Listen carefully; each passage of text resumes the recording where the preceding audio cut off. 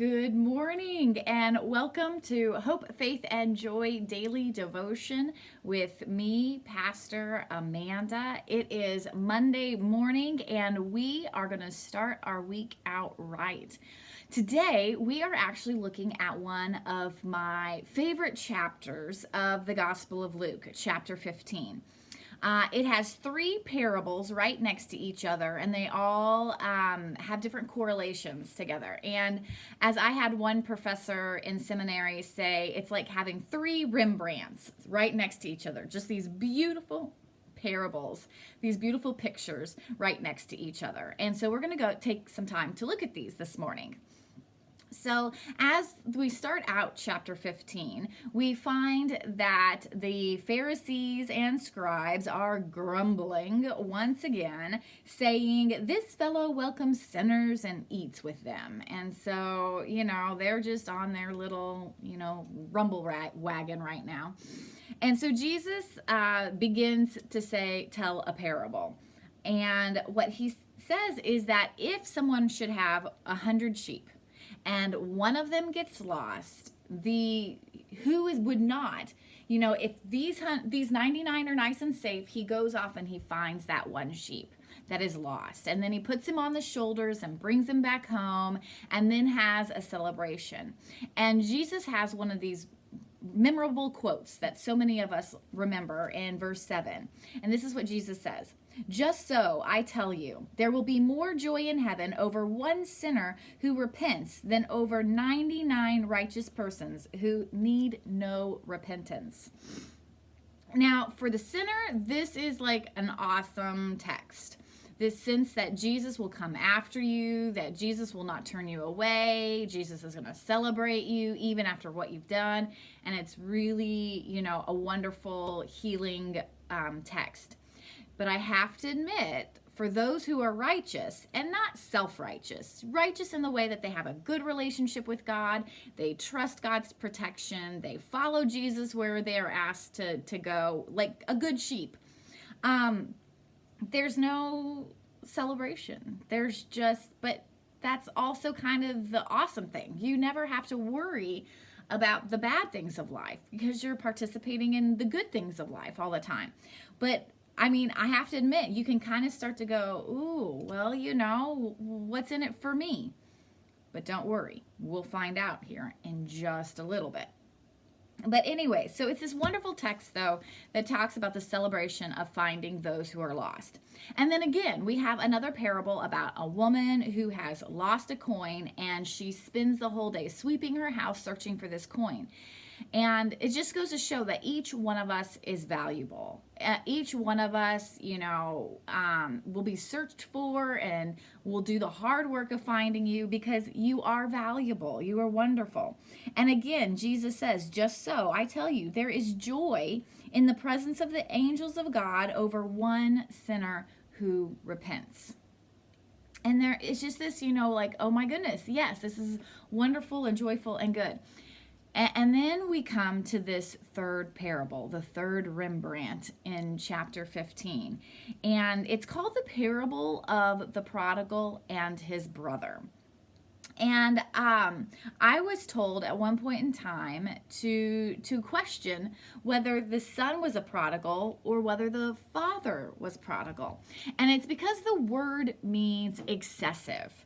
And overdoes it. And the young man is seen to be excessive in how he lives his life.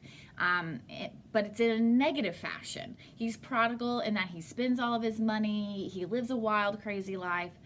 But then I was told to think, but isn't the father prodigal in how much love and compassion that he shows? It's excessive. And I'm like, wow, that's really cool. So as we go through this parable, I'm going to leave it up to you to decide who is the prodigal, the son or the father. So this famous parable that we have here today for us tells us that there are two brothers and a father. And the youngest son has decided he wants his inheritance early, and his father says, fine, okay, here's your inheritance. And the young man goes to the city and he blows it all. And, it goes fast when you're having fun. And so he quickly finds out that he is in need of a job and food. And he finds himself working on a pig farm. Now, for a Jewish man, this is the lowest of the low. Pigs are considered unclean, and then, that means he's unclean, which means then he can't worship God, and he can't be around other people, and it's just, it's not a good thing. And then he is in such a dire position that he then starts to go, oh, I could really even eat that food that the pigs are eating. So he has hit the rock bottom at this point in time. And so he thinks back about his father's house and how his father treated the workers on his land. And he goes, if I could even just be a worker on my dad's property, I would be so much better than this. So he kind of decides to get his come home speech together, and he's walking home with his head down, going through his speech of what he's going to say to his dad to say, hey, just let me work on the farm, just let me be fed and have a place to stay. That's all I'm asking, knowing what he has done to hurt his father by his actions. And as he's kind of rehearsing his speech, walking home, his dad sees him from the house, and we are told that then his father pulls up his robe and runs to him. Now, this is where we start to see that this father is not a normal father. First of all, in some ways, evidently he's shown enough love to his son in the first place for his son to be brave enough to come back. So evidently there's some love and compassion there way before all of this. And plus his dad gave him his inheritance when he asked for it. Pretty awesome. But then his father risks his own, it was just not, a guy would not lift up his robe and run to his son. It was just not done. That would be so improper. It would be just crazy. You should stand still and let your son come to you. But instead, the father comes running to the son with such great excitement. He's like, get a robe, get the ring, get a calf. We have got to celebrate and everything. It is just this father is just overwhelmed with love and excitement that his son is back. And so they get all of this, but this is where, you kind of almost want to stop there. This is awesome. He has been welcomed home. He has been saved. He is cherished. There's celebration happening. But it doesn't stop there.